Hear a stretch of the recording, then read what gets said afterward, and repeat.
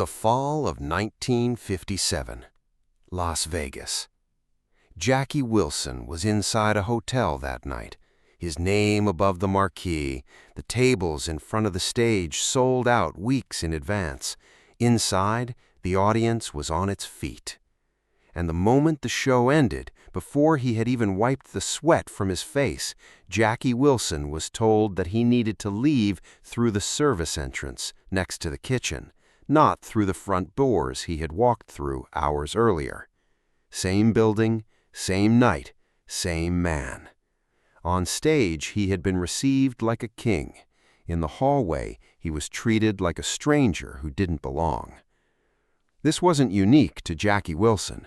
It was the contradiction that nearly every black performer working in Las Vegas during that era lived through. And this is the story of what it meant to be applauded under the lights and rejected behind the door, sometimes within the same hour, inside the same walls. Las Vegas in the 1950s was one of America's most dazzling and most hypocritical cities.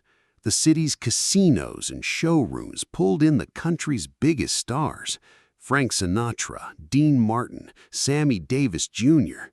These names performed on the Strip's largest stages, and black artists were invited onto those same stages because their voices, their performances helped fill the casino floors and the hotel rooms that generated the city's actual revenue.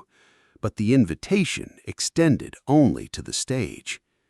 During this period, nearly every major hotel in Las Vegas maintained, in practice if not always in explicit written policy, segregationist arrangements. Black performers could perform on stage, but they could not stay overnight in the same hotel. They could not eat in the same restaurants. They could not gamble in the same casino. In some cases, they were not even permitted to exit the building through the same doors that white patrons used after a show. This arrangement was widely understood as Las Vegas's unwritten rule, never formally codified in most cases, but understood by everyone who worked in the industry. If a black artist was performing on the Strip, that artist needed to find lodging in what was known as West Las Vegas, a separate, segregated district with more modest hotels offering fewer amenities, essentially isolated from the city's primary economic and social life. When Jackie Wilson began performing on Las Vegas stages in 1957, he stepped directly into the middle of this system. The economics underlying this system were as cynical as the social arrangement itself. Hotel owners and casino operators understood perfectly well that black performers drew significant crowds and generated substantial revenue. They were not turning away profitable talent out of some principled commitment to segregation that cost them money.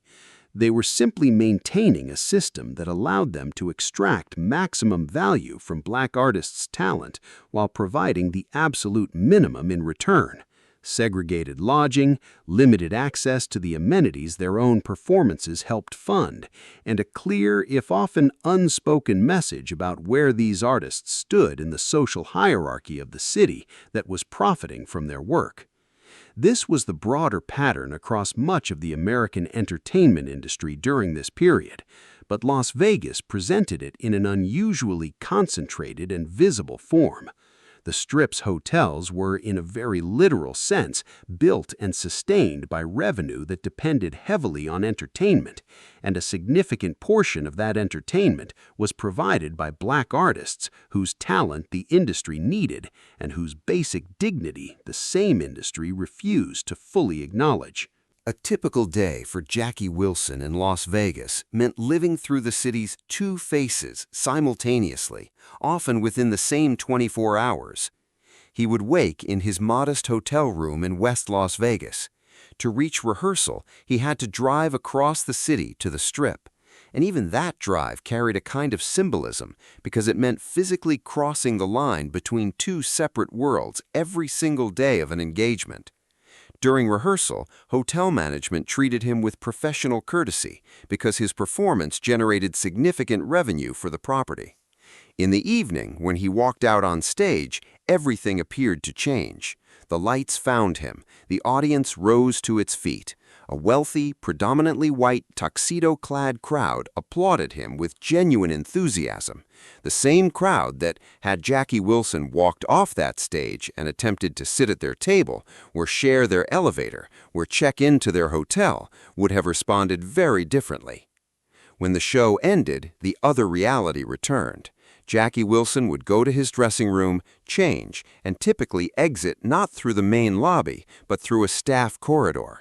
At some hotels, this expectation was stated outright. At others, it was simply understood. Nobody needed to tell Jackie Wilson directly to leave through a particular door, but there was always a staff member, a look, a subtle redirection that made the expectation unmistakable. This was not something unique to Jackie Wilson's experience. Sammy Davis Jr., during the same period, spoke publicly about similar humiliations he endured. Lena Horne, Nat King Cole, Pearl Bailey, every major black artist who performed on the Vegas stages of that era lived through some version of this contradiction. How did Jackie Wilson respond to this situation? Some nights he accepted it quietly because sustaining his career, staying on the stage, sharing his music with the people who came to hear him meant choosing his battles carefully and not fighting every single one in that exact moment. But some nights were different. This was not a simple matter of personal courage versus personal cowardice, and reducing it to that framing would misunderstand the actual calculation Jackie Wilson and every other black artist of that era had to make on a near nightly basis. Refusing to comply with a discriminatory policy could mean losing a booking. Losing a booking could mean losing income that supported not just Jackie Wilson himself, but the band members and crew who depended on those engagements for their own livelihoods. The decision about which battles to fight and which to let pass, at least for one more night, was never made lightly, and it was never made without real consequences hanging in the balance. What makes Jackie Wilson's story notable is not that he resisted every single instance of discrimination he encountered. No single artist could have done that and survived professionally in that industry during that era. What makes his story notable is the pattern that emerged over years, a pattern of selective, strategic resistance that grew bolder and more frequent as his commercial leverage increased, and that consistently prioritized the dignity of the moment over the comfort of simply going along with an unjust arrangement. In 1958, at a Las Vegas hotel, Jackie Wilson was directed, as usual, toward the service entrance after his show. This time, he stopped. He turned to the staff member directing him and asked, "I walked in through the front door tonight. Why am I walking out through a different one?" The staff member struggled to answer. It was a question that was rarely, if ever, asked directly, because the system had been designed to function without anyone questioning it out loud. Jackie Wilson stood there quietly, watched the staff member fail to produce an answer, and then walked toward the front entrance. Security attempted to stop him. Jackie Wilson did not stop. "You brought me out on that stage," he said. "I'm leaving through the same door." There was tension with hotel management that night, but Jackie Wilson walked out through the front door. This might look like a small victory, and in the context of the system's overall scale, it was small. But moments like this accumulated. Jackie Wilson, fully aware of the career risk involved, began on certain occasions to explicitly demand changes to contract terms with hotels and venue owners regarding lodging, dining, and general treatment. Some hotels agreed to these demands because the crowds Jackie Wilson drew were valuable enough that losing him as a performer represented a real financial cost they weren't willing to absorb. Others refused, and in those cases, Jackie Wilson declined to perform at those venues.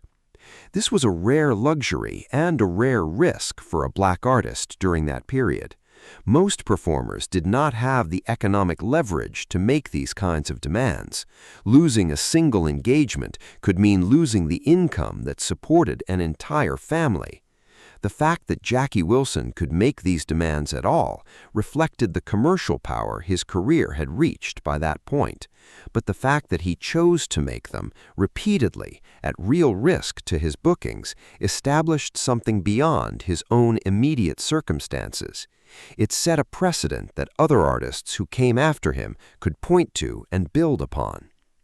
There is documented testimony from musicians who worked alongside Jackie Wilson during these years, describing the specific tension that built backstage whenever a new venue's policies became clear.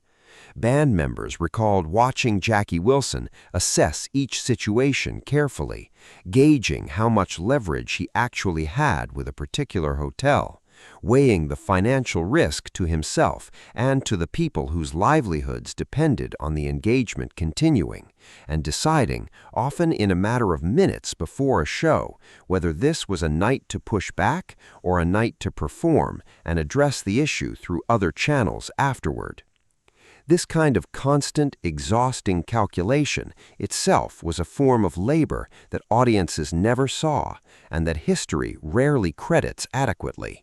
Jackie Wilson was not simply delivering a vocal and physical performance every night.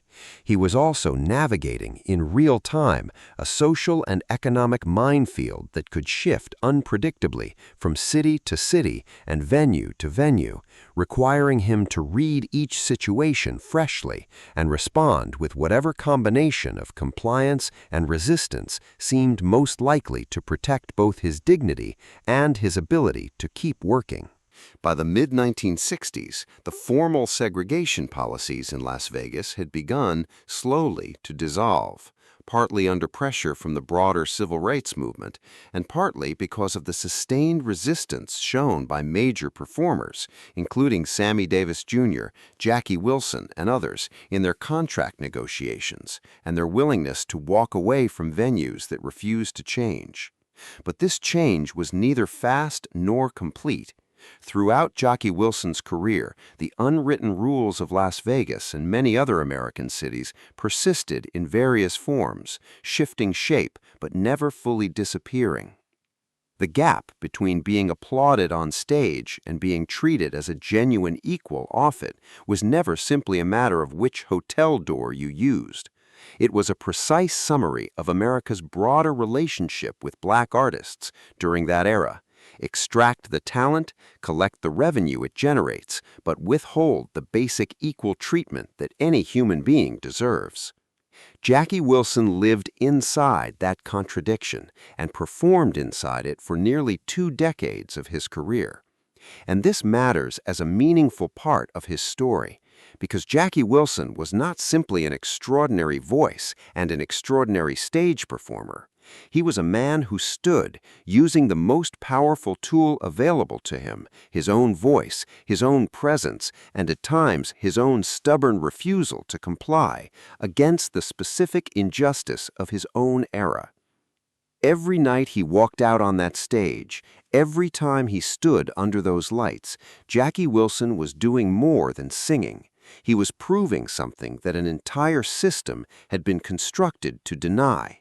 That he was genuinely there, that he genuinely mattered, and that he genuinely deserved equal treatment, regardless of which side of any door he happened to be standing on.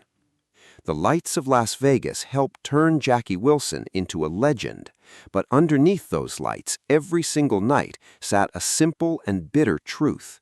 This man was a king in the eyes of an applauding crowd and a stranger in certain hallways of the very same building. That contradiction never fully resolved during Jackie Wilson's career, and it would be inaccurate to suggest that his individual acts of resistance dismantled a system that required organized national pressure and federal legal action to meaningfully change. But the contradiction also did not go unnoticed or unchallenged, and Jackie Wilson's specific contribution to challenging it deserves to be remembered alongside his musical achievements rather than treated as a separate, secondary footnote to his career. Jackie Wilson did not get to fully change that truth, not within his own lifetime and certainly not completely. But every act of resistance, every door he questioned, every discriminatory term he refused to accept became a step that the artists who came after him could build on. And perhaps that is part of Jackie Wilson's most underappreciated legacy. Not just his greatness on stage, but his quiet, determined resistance once the lights went down. It is worth situating this resistance within the broader arc of the civil rights movement that was building momentum throughout the same years Jackie Wilson was performing in Las Vegas. The mid to late 1950s and the 1960s saw organized, large-scale challenges to segregation across the American South and beyond. Boycotts, sit-ins, legal challenges that would eventually dismantle the formal architecture of Jim Crow. Jackie Wilson's individual acts of resistance inside hotel hallways and contract negotiations were smaller in scale and received far less public attention than these organized movements. But they were not separate from that larger struggle. They were one part of the same broader pattern of Black Americans across every sector of public life, refusing to accept the unequal treatment that the existing system had normalized. Entertainers occupied a particular position within this struggle. They had visibility that many other Black Americans fighting similar battles did not have, and in some cases they had financial leverage that came from being commercially valuable in ways the broader system couldn't easily ignore. But they also operated within an industry that was deeply invested in maintaining the status quo, since that status quo had been built around extracting maximum value from Black talent while providing minimum dignity and compensation in return. Jackie Wilson's resistance, then, was not simply a personal stand. It was also a small but real disruption of an economic system that depended on Black artists accepting unequal treatment as the cost of being allowed to perform at all. If Jackie Wilson's story moved you, hit that like button and subscribe. This channel is dedicated entirely to Jackie Wilson, his triumphs, his losses, and everything that happened behind the curtain. Drop a comment below. Did you know about Jackie Wilson's fight against segregation in Las Vegas? We'll see you in the next story.